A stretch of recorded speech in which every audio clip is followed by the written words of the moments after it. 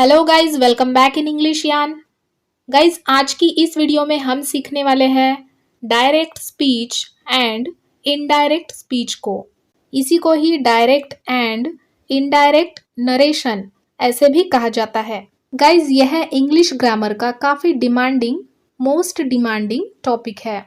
इसीलिए मैं आप सभी को रिक्वेस्ट करती हूँ कि प्लीज इस टॉपिक को एंड तक जरूर देखिएगा। Okay, so let's get started. So guys, first we will understand that what is narration, कि नरेशन किसे कहा जाता है। सबसे पहले हम इसको सीखेंगे। तो गाइज यहाँ पर देखिए नरेशन का मतलब क्या होता है। तो गाइज नरेशन का मतलब होता है अगले इंसान ने यानी कि सामने वाले इंसान ने क्या कहा इसे तीसरे व्यक्ति को बताना या उसका कथन करना। इसी को ही हम क्या कहते हैं, नरेशन कहते हैं। अब देखिए इस कथन के यानी कि इस नरेशन के दो पार्ट्स है, यानी कि इस नरेशन को दो पार्ट्स में डिवाइड किया गया है। पहला है डायरेक्ट स्पीच, पहले को कहेंगे डायरेक्ट स्पीच, और दूसरा है indirect speech. Direct speech and indirect speech ये नरेशन के दो पार्ट्स है या फिर टाइप्स है। तो इन शॉर्ट हमको क्या याद रखना है, नरेशन को यानी कि कथन को हम दो तरीके से बता सकते हैं। पहला है डायरेक्ट स्पीच के द्वारा और दूसरा है इनडायरेक्ट स्पीच के द्वारा। अब देखिए इस एग्जाम्पल को। So the example is Gopi said I like to play football. Gopi said I like to play football, यानी कि गोपी ने कहा मुझे फुटबॉल खेलना अच्छा लगता है। अब देखिए इसी सेंटेंस को हम दूसरे तरीके से भी कह सकते हैं विदाउट इसके मीनिंग को चेंज किए बिना। देखिए वो कैसे। And that sentence is Gopi said that she likes to play football, यानी कि गोपी ने कहा कि उसे फुटबॉल खेलना अच्छा लगता है। यहाँ पर आप देख सकते हैं दोनों भी सेंटेंसेस के मीनिंग जो है, अर्थ जो है वो सेम है, समान है, पर इनकी वाक्य रचना जो है वो अलग अलग है। यहाँ पर देखिए पहले वाले सेंटेंस में बोलने वाले के शब्द को हमने जैसे के वैसे रखा है, एज इट इज, जैसे के वैसे ही हमने यहाँ पर रखा है। इसमें हमने कोई भी चेंजेस नहीं किए हैं पहले वाले यानी कि फर्स्ट वाले सेंटेंस में। तो जब हम बोलने वाले के शब्दों को एज इट इज, जैसे है वैसे ही रखते हैं, उसमें कोई भी चेंजेस किए बिना, तो उस वाक्य को हम डायरेक्ट स्पीच का वाक्य बोलते हैं। और देखिए सेकंड वाले सेंटेंस में हमने क्या किया है, गोपी ने बोले हुए शब्द जैसे कि वैसे ना यूज करते हुए हमने उसे अपने शब्दों में बताया है या फिर बयां किया है। गोपी ने कहा कि उसे फुटबॉल खेलना अच्छा लगता है, तो इस वाले सेंटेंस को हमने क्या किया है, अपने शब्दों में कहा है। तो जब हम बोलने वाले के शब्दों को जैसा उसने कहा है उसी तरह बयां ना करते हुए जब हम उसे अपने शब्दों में बयां करते हैं या फिर किसी और को बताते हैं, तब वो कहलाएगा इनडायरेक्ट स्पीच का वाक्य। Okay, now let's understand direct speech in detail. अब हम डायरेक्ट स्पीच को थोड़ा डिटेल में समझते हैं। तो चलिए देखते हैं डायरेक्ट स्पीच किसे कहा जाता है। तो गाइज, जब हम किसी व्यक्ति की कही गई बातों को हूबहू जैसा उसने बोला सेम वैसा ही किसी और व्यक्ति को बताते हैं, तो इसी को डायरेक्ट स्पीच कहा जाता है। For example, Varun said I am learning Spanish, यानी कि वरुण ने कहा कि मैं स्पेनिश यानी कि स्पेनिश लैंग्वेज सीख रहा हूँ।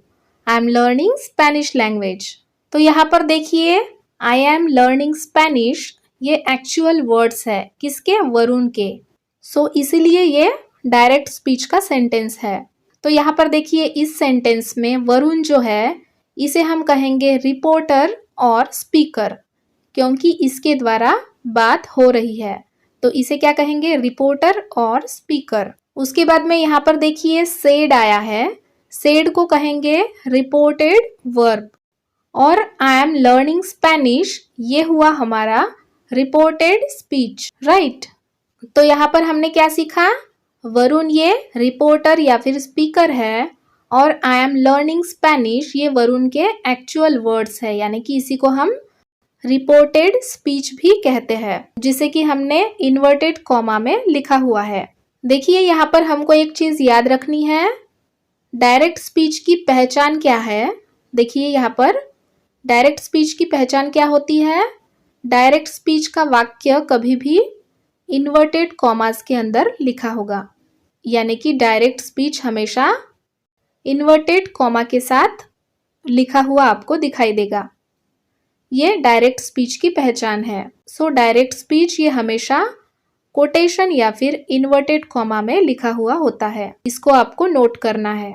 तो चलिए अब समझते हैं इनडायरेक्ट स्पीच को डिटेल में। सो गाइज, जब हम किसी व्यक्ति की कही गई बातों को हूबहू जैसा उसने बोला सेम वैसा ही नहीं बताते हुए उस कही गई बात को अपने खुद के शब्दों में किसी और व्यक्ति को बताते हैं, तो इसी को ही इनडायरेक्ट स्पीच कहा जाता है।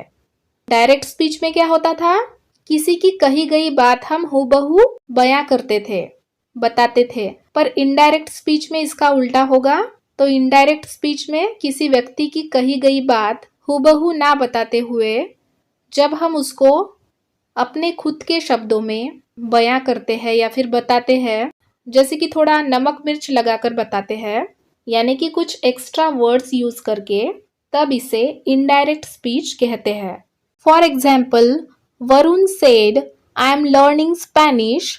इसका इनडायरेक्ट करते वक्त होगा Varun said that he was learning Spanish. Varun ने कहा कि वह स्पेनिश सीख रहा था। तो देखिए यहाँ पर इनडायरेक्ट स्पीच में हमने क्या किया है, वरुण के शब्दों को जैसा उसने कहा है सेम वैसा ही ना कहते हुए अपने शब्दों में हमने उसको बयां किया है या फिर किसी तीसरे इंसान को बोलकर दिखाया है अपने शब्दों में।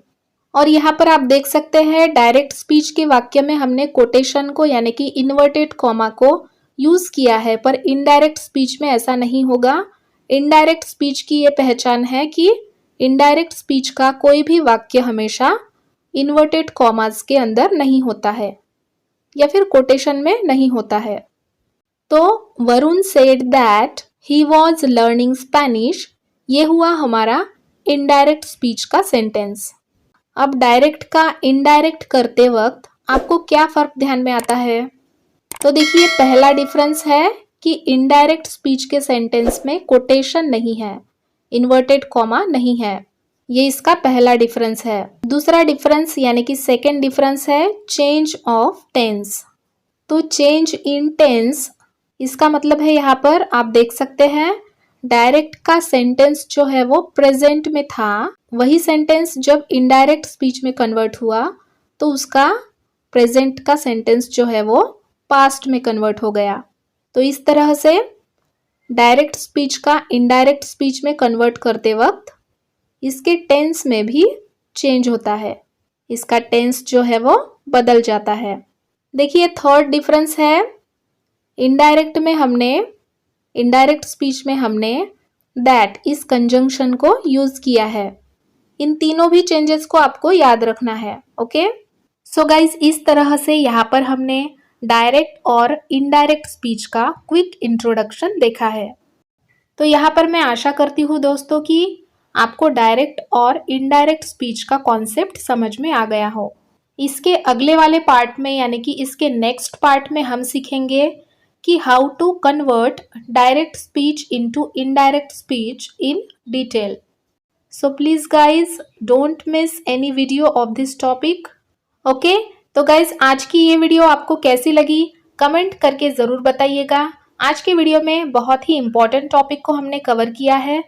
यदि इस चैनल पर नए हो तो ऐसे ही इजी इंग्लिश लर्निंग वीडियोस को पाने के लिए हमारे इस चैनल को सब्सक्राइब ज़रूर कर लीजिएगा, वीडियो को लाइक ज़रूर कीजिएगा। मैं फिर मिलती हूँ आपसे अगले वीडियो में एक नया टॉपिक आप सब लोगों के लिए लेकर। Till then keep learning, keep practising, keep sharing, keep watching English Yarn, stay connected. Thank you so much for watching this video guys. Bye bye and take care.